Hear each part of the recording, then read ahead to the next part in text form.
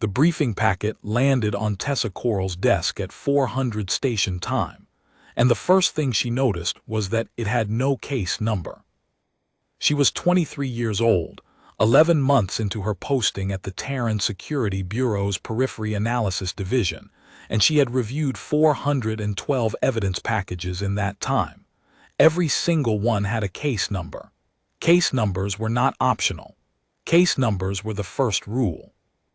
The fact that this packet had no case number meant it had not been filed through any standard channel, which meant someone had walked it directly to her desk while she was sleeping, which meant she was already in something she had not agreed to enter. She read it anyway.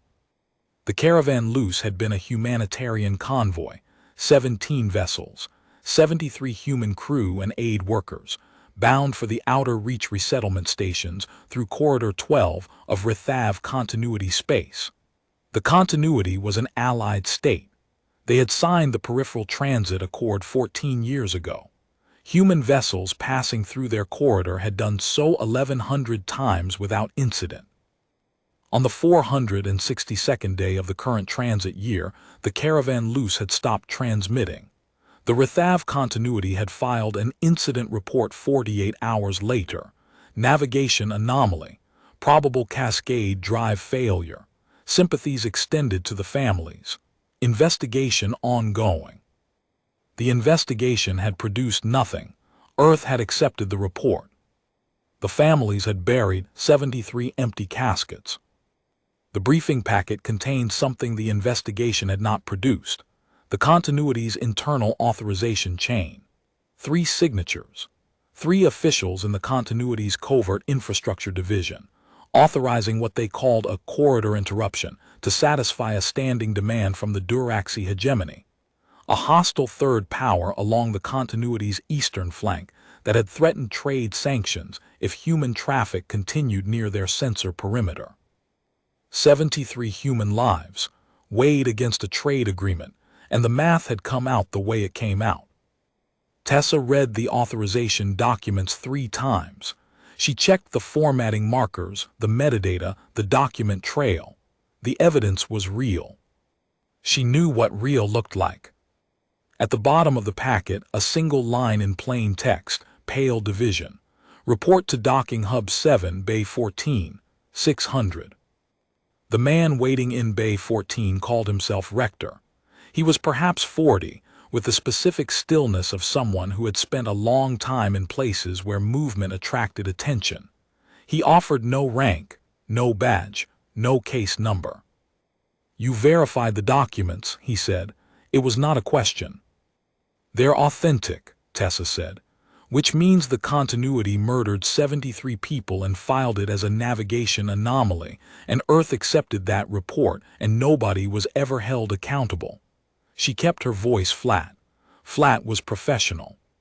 "So what's the case number, and where are we taking this?" "There isn't a case number," Rector said, "and we aren't taking it anywhere." He explained the situation with the patience of someone who had explained it before.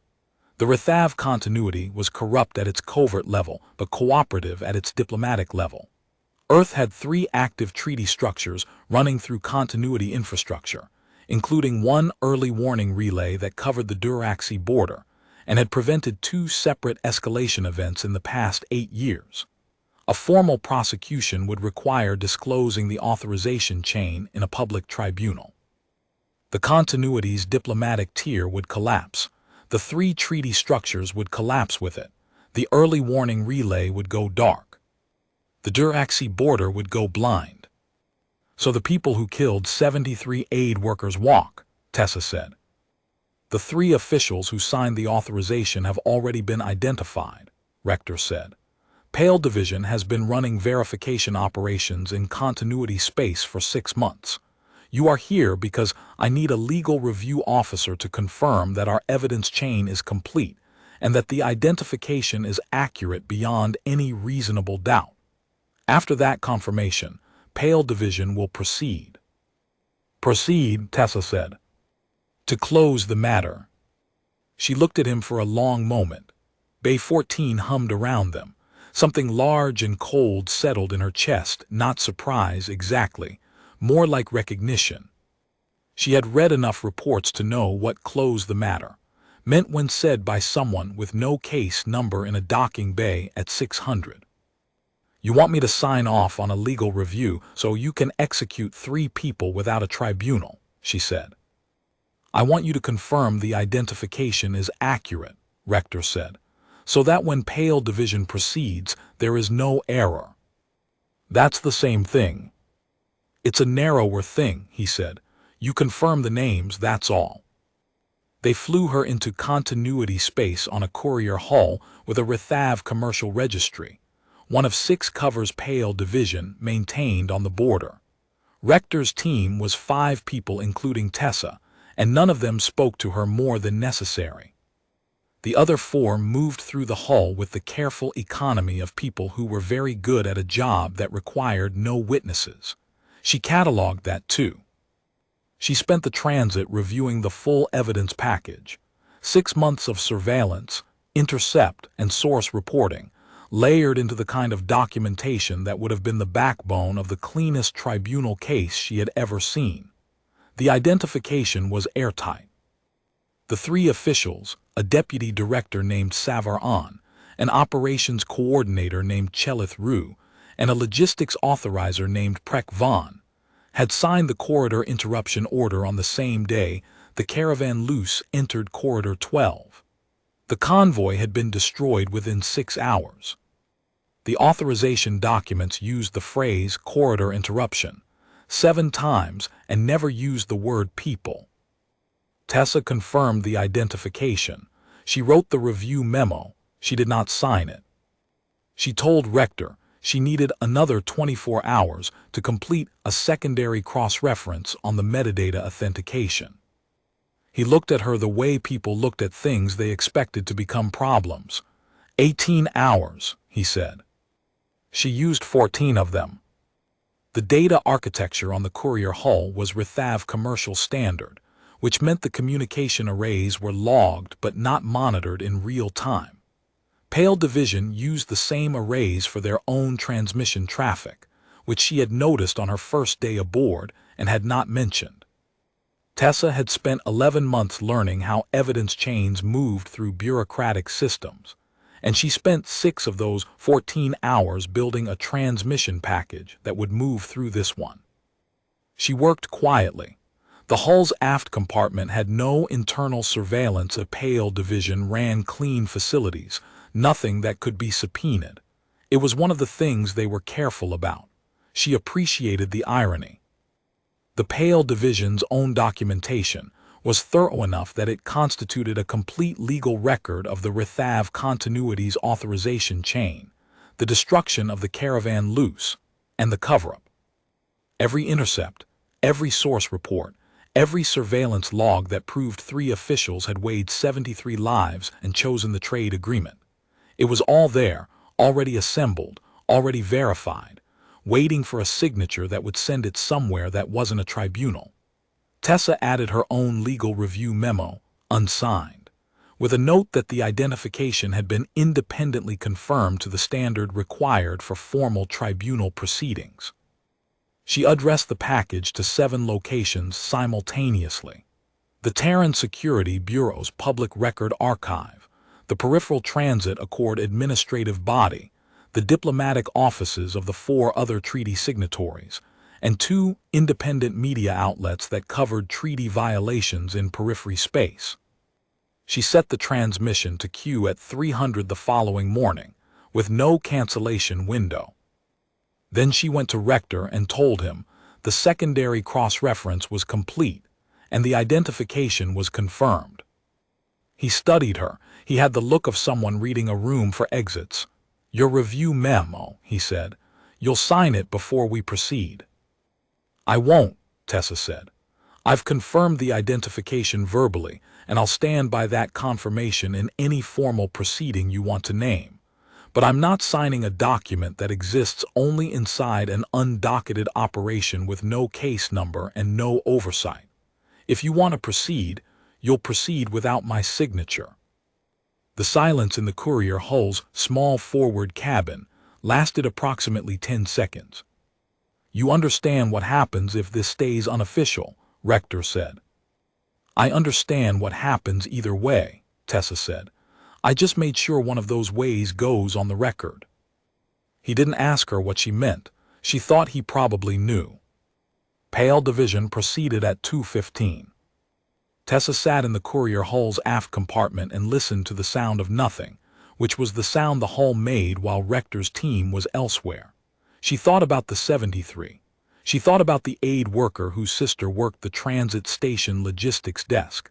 That detail had been in a secondary source report, a single line in a personnel cross-reference, the kind of thing you only noticed if you read everything. She had read everything. She did not know the specific details of what happened to Savar On, Chelith Rue, and Prek Vaughn in the next 4 hours. She did not ask. She had confirmed the identification. She had refused to authorize the method.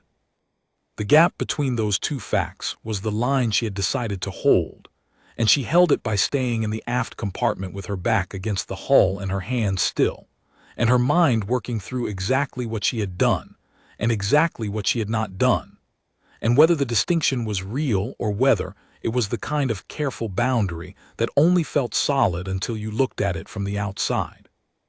She decided it was real. She decided that and held it, and at 300 her transmission package went out. The Terran Security Bureau's Public Record Archive logged an incoming file at 0300:07 station time. The Peripheral Transit Accord Administrative Body logged the same file at 0300:09. Both flags were automatically escalated to duty officers within 30 seconds, which was the standard protocol for any incoming document tagged with a treaty violation classification above threshold 4. The Pale Division courier hull was 3 hours into its return burn when the first formal inquiry arrived. Rector read the notification on his own terminal and then looked at Tessa with an expression she had not seen on him before. Not anger exactly, not surprise. Something more like the specific resignation of a person who has been outmaneuvered by someone who understood the rules better than he had accounted for. "You timed it for after we were already in the corridor," he said, "so there was nothing to stop." "There was nothing to stop," Tessa agreed. "And the operation already closed. Nothing changes for your team." "Everything changes for the continuity's diplomatic tier." "Yes," she said, "that's the point." The Peripheral Transit Accord Administrative Body suspended Rethav Continuity's transit privileges 41 hours after Tessa's package arrived. The diplomatic offices of the 4 treaty signatories had already begun the process of restructuring their agreements to route around continuity infrastructure. 2 of the 3 treaty structures Rector had cited dissolved within the week. The third, the early warning relay covering the Duraxi border, proved more durable. 3 of the relay stations were operated by non-continuity contractors and remained online through the transition. Earth issued a formal statement acknowledging the caravan loose. 73 names read into the public record by a bureau director who had known none of them personally, in the flat, careful language of official recognition. The families received notifications. Some of them had already heard from the media outlets. One of the aid workers had a sister who worked as a logistics coordinator on a transit station. She had read the full document package before Earth's statement dropped, and she had sat in a break room for a long time afterward, not because the grief was new, but because the name was finally official. The Terran Security Bureau designated a 95-ship enforcement fleet, the Caravan Watch, to operate in Periphery Corridor 12 for the following 18 months, ensuring that no vessel traveling a treaty-protected route through the former continuity space would go unaccompanied. Tessa received a formal censure for unauthorized use of Bureau communication infrastructure during an active covert operation. The censure was entered into her personnel file and would remain there for 3 years. She read it once, filed it, and went back to work. 6 weeks later, Rector found her in the Bureau's analysis wing. He was not in a docking bay this time.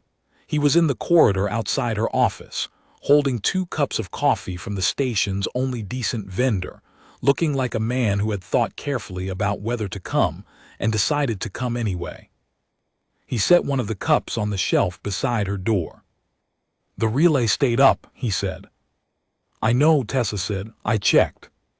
3 stations, non-continuity contractors. The Duraxi border is still covered." "Yes." He was quiet for a moment. "You burned the treaty structures we were protecting." "2 of them. The one that mattered held." She looked at him. "You knew there was a chance it would hold. You told me about the relay because you wanted me to understand the stakes, not because you were certain losing it was unavoidable. You were certain it was the convenient answer." He didn't dispute that. "The 73, he said. "They're in the record now." "They were always real," Tessa said. "Now they're also official." He picked up his coffee and turned to go. At the end of the corridor he stopped.